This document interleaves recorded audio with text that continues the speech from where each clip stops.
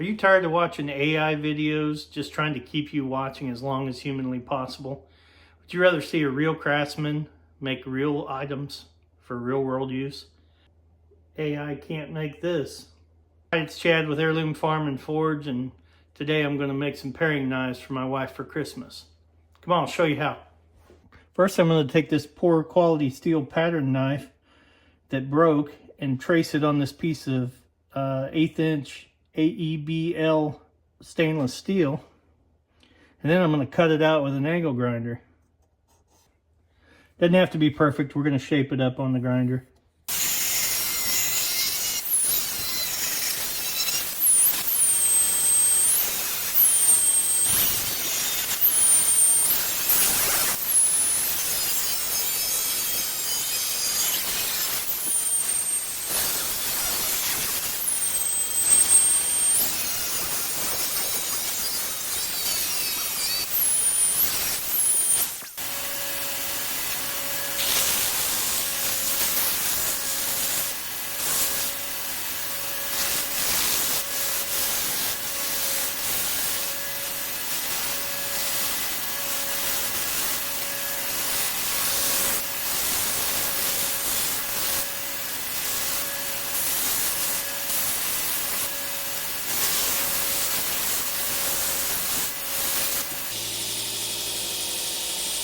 Now I'm going to scribe lines on here so that I can make sure my pins are where I want them to be.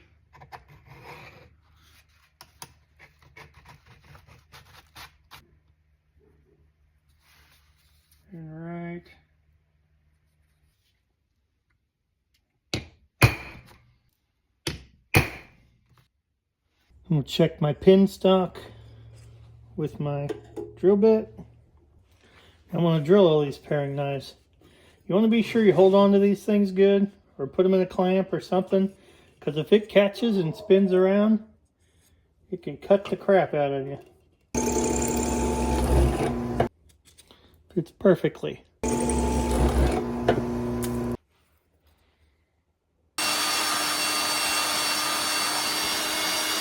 So now I'm going to brush on some anti-scale. I have to do something to keep from scale building up on those and decarburization, because stainless steel decarburizes really fast and you lose a lot of your material. And especially on these really thin knives, if I had to grind the decarb off, it would take away a lot of the knife. Now it's time to heat treat. This is my homemade heat treat oven. I'm going to turn this on. Should be set for 1940, yep. While that's heating up, I'm going to get my aluminum quench plates in here and ready. So that whenever the knives come out of the heat treating oven, I'll put them on here real quick, clamp them together, and that'll suck the heat right out of them quickly, and also keep them from warping, which this thin stock has a tendency to do. So now vivate. So here's the girls ready to go. It's usually best to do as many as you can at a time so that you're not wasting energy.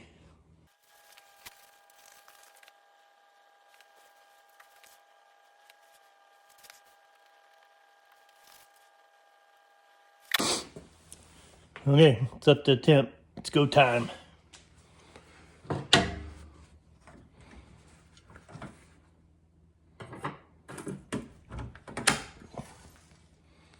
Ooh, sparkly. Very sparkly.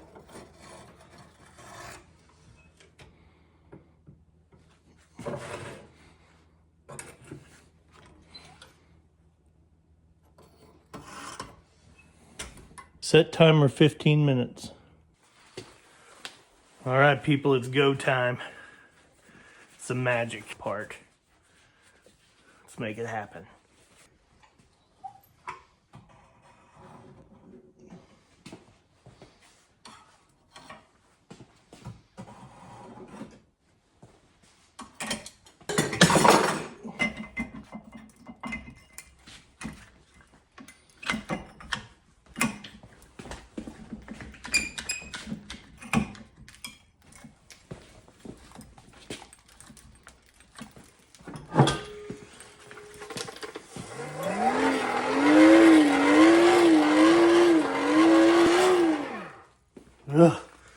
enough of that. Air compressor is much easier.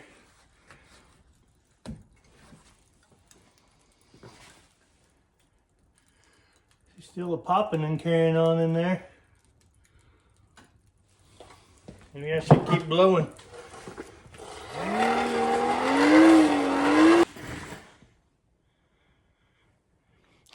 I'll wait till it stops Rice Krispieing in there. I know a lot of that's probably just the anti-scale popping away from the steel since it's cooling so rapidly. Okay, let's see what we got.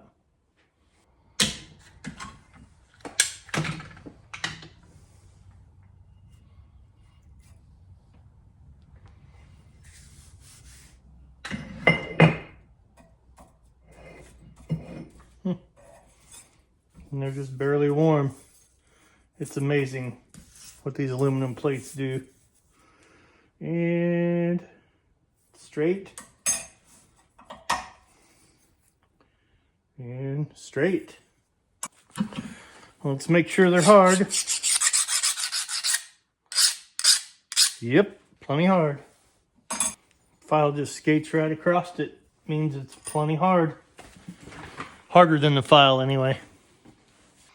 I'm going to throw these in the freezer at -2. Call it the poor man's cryo. Put it here on top of the brats. Now I'm going to put them in the oven at 350 for 2 hours. And do it again for another 2 hours. And that reduces the hardness a little bit, but increases the toughness. So that they don't shatter when you're trying to use it. Now that they're hardened and tempered, it's time to clean them up and grind the bevels in.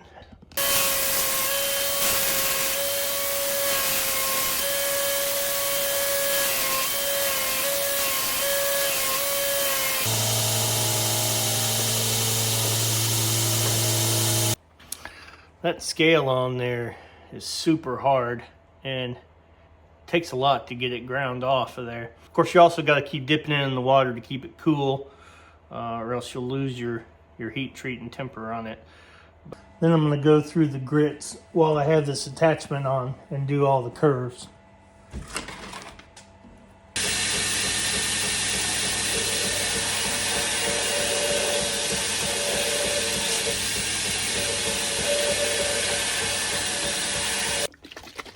I'm going to put some layout fluid on the edge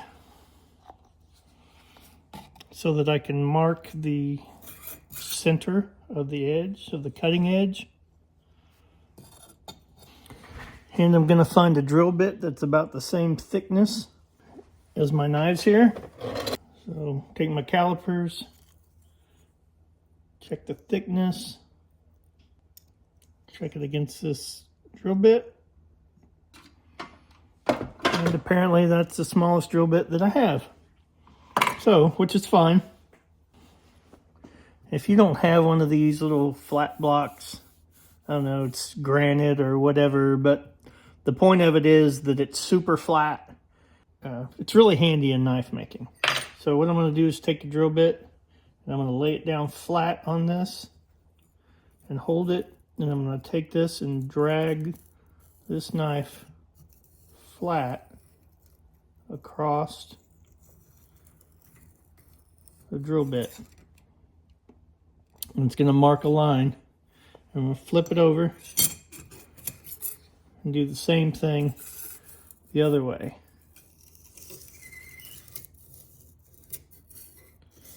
What that'll do is give you a line down the center. Actually, 2 lines down the center, and it'll leave a little gap in the middle, which is good because you don't want to grind it down to absolute 0. Because you want to put a micro bevel on it. Makes it a lot easier for sharpening later. And if you have a belt grinder, you want to put on a brand new belt for cutting in your bevels. Makes all the difference in the world. If you're trying to, I understand trying to get the most use out of your belts that you can, but when you're cutting in your bevels, like you got to have a fresh belt. And then you can set that one aside and try to use it long after that, but for other things. But fresh belt when you're starting. I do it mostly freehand, especially on these because they're really thin blade, but a bevel jig is really invaluable. And one of these days I'm going to build a bevel jig that attaches to my table, and it's going to be awesome. But for now, I'm freehanding.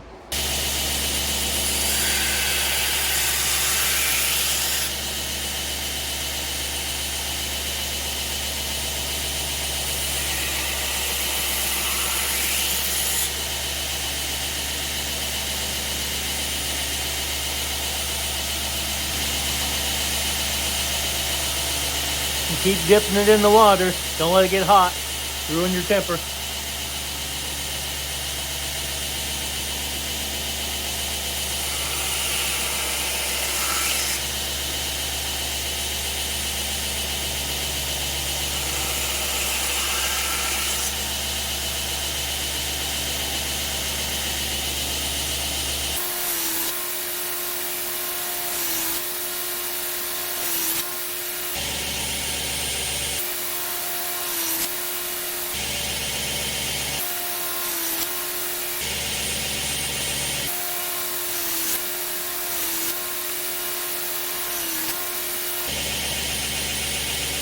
As you grind, don't push it hard into that tip. I do sway a little bit, but feather out of the tip, because if you push it in there in the least little bit, you'll burn it off quick as a whistle.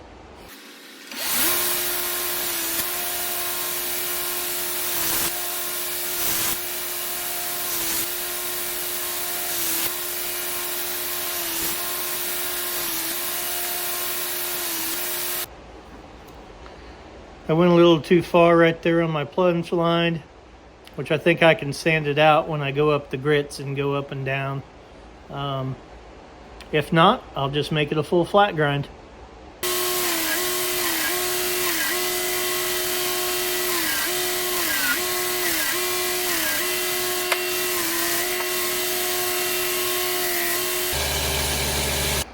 There we go. I think that's finished enough. So now I'm going to number these knives because they're not exactly the same. And I'm going to trace them on my G10 handle material. Be sure I go up far enough here, because I want my handle to kind of go like that there.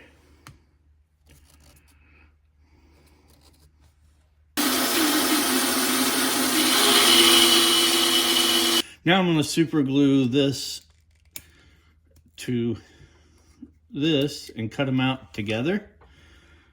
That way they're the same. And so, whoa, it's coming out fast. Really just need some dots on there.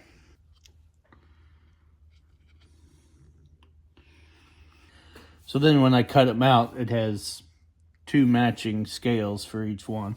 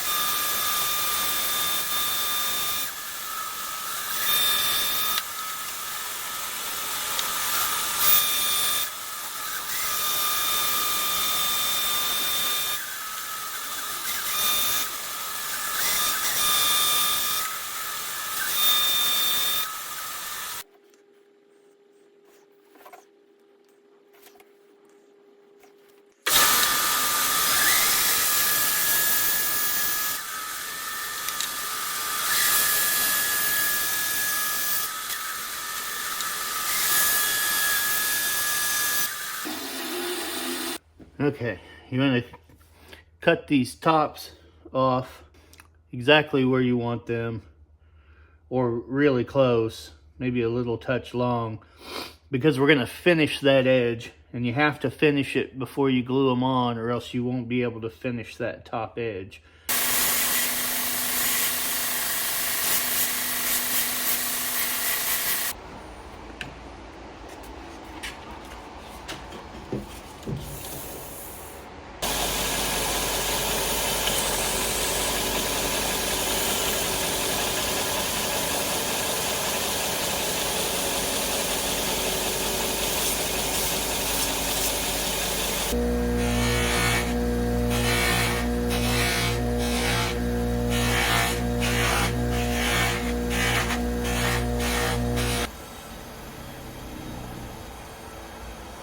So now I'm going to line this up where I want it to be, that top edge, because everything else is long and it'll get sanded away, but that top edge needs to be exactly where it needs to be.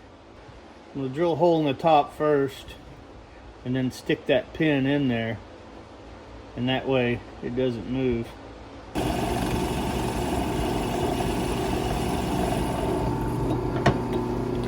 Now that I've got the hole started and marked, I'm just going to go ahead and drill it without the blade.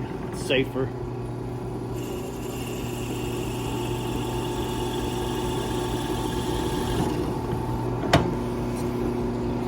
Now that I got this one drilled, I'm going to stick this pin in there so that that thing don't move. If it moves at all, your other one won't line up.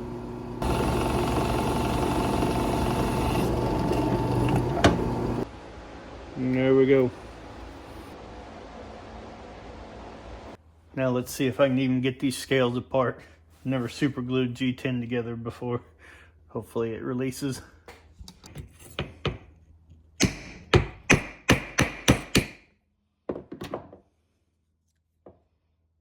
Yay. So now I'm going to prep these things for epoxy. I'm going to take some 120 grit sandpaper and just kind of rough off the surface. And this could be 80 or 100 or 60. Like, it really doesn't matter. It's really just making little micro scratches in there for the epoxy to grab a hold of. I try to kind of do a circular pattern the way it kind of grabs from all angles. I'm going to do the same thing to the steel. Just make sure you don't get above where your top of your handle scales are going to be. And you can kind of see why it's beneficial to do several knives at once. You know, if you're going to grind, you can grind one after the other. Cutting out handle scales, cleaning up, gluing up, drilling. Like, it's all more efficient if you drill 3 or 4 or 5 or 10 or 20 or whatever at a time versus doing one start to finish and then starting another one and so on and so forth. So that's why, especially on heat treating, you know, because you're heating up a furnace or a forge and tempering, running your household oven, like, you just as well do 10 as one at a time. So, of course, if you're just starting, do one at a time, because then when you make a mistake on one knife and not 10 knives at a time. It's go time. I'm going to mix up some epoxy, glue them together. Pour out equal parts of each and mix it, mix. You want to mix it really good together. Don't just mix it for 10 seconds. You got to mix it a lot. The better you mix it, the better it's going to hold.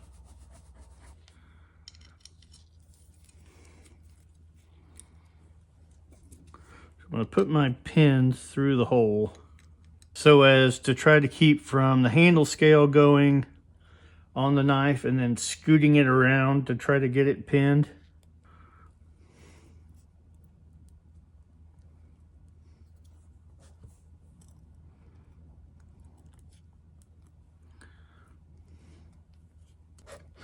Make sure you put the right scale on the right way. Ask me how I know.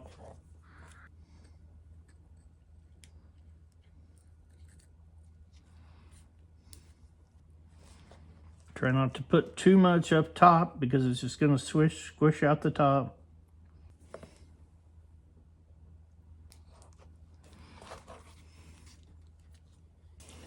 All right, now we're going to clamp them up.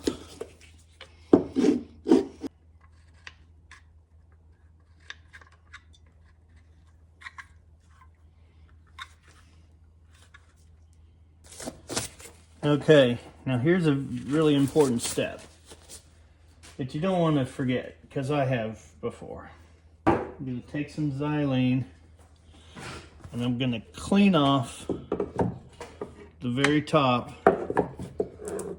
where it meets the knife.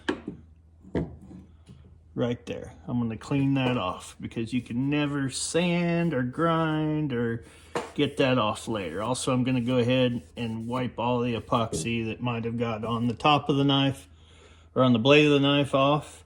I could have taped them off, and I do that with some of them. These I wasn't so worried about, but it'll get right down in that crack. Otherwise, you'll have a bead of epoxy sticking up out of there. You could even take a toothpick or something and put your rag on it and wipe that off. Now I'm going to cut the pins off. Now I'm going to grind the G10 off flush with the tang of the knife. Proper PPE.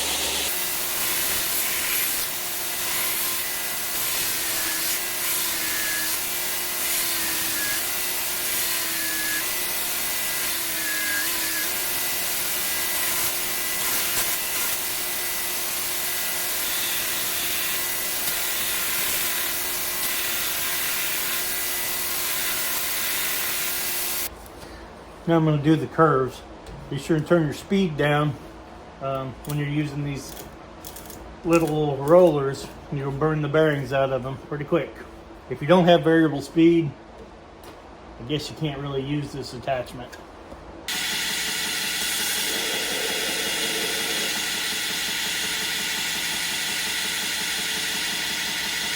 So now I'm going to take my pencil and just block it off of my finger just a little bit.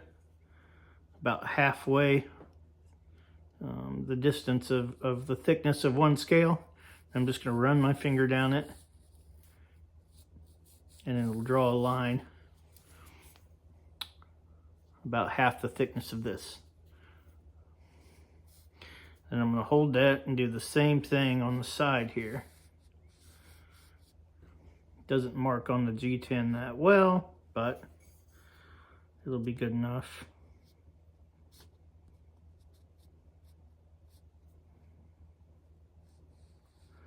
And what that's going to do is if I connect those lines on this side and the middle of that, it'll give me a 45-degree angle across there. The point of all this is that I'm trying to keep it symmetrical. As I grind, I used to just freehand grind them, and you would get too thin in one place and too rounded in another, and it was just not very symmetrical. And so I've learned to lay this out, and it gives me a lot better finished product. You could do this with calipers or a compass or something like that, but this marks them good enough.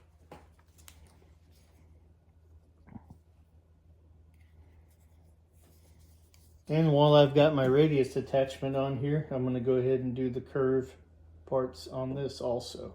And I'm just connecting these lines together for now.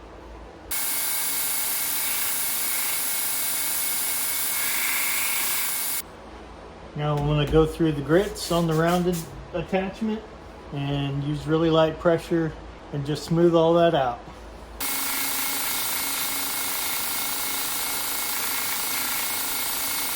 Now back to the flat platens. I'm going to grind these pins off flush and round the back side.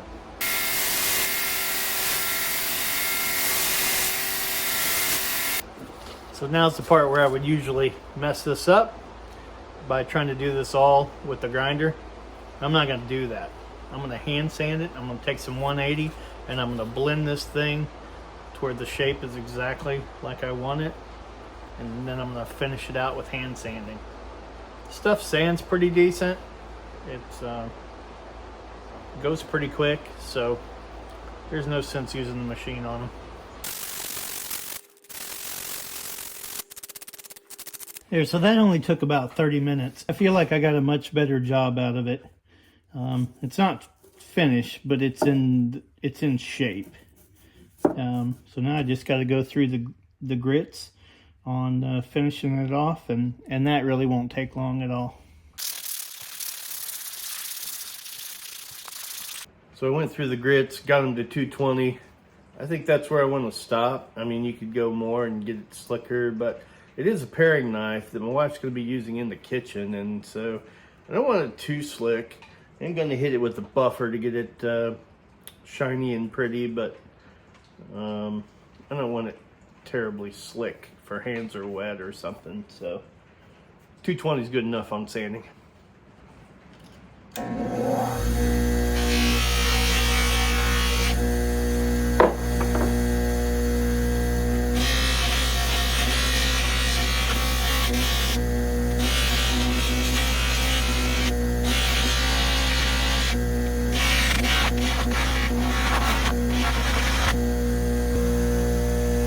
Now let's put an edge on them.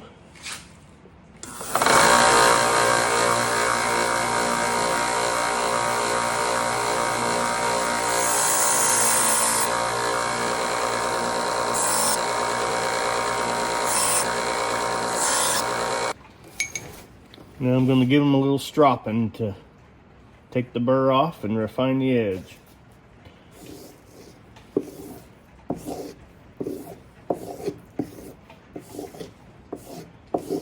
Let's see if it's sharp.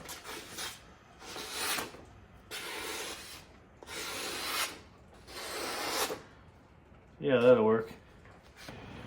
Well, there we go. Started out as a Christmas present. Now it's a Valentine's present, but that's okay. Got them slicked up, and matches her other knife sets that I've made for her. I've made a nice kitchen chopping knife and a cleaver in the same handle material, and now a set of paring knives. So if you like this sort of stuff, please subscribe to my channel, hit the like button, and we'll catch you on the next one. Thanks for watching. Get off me.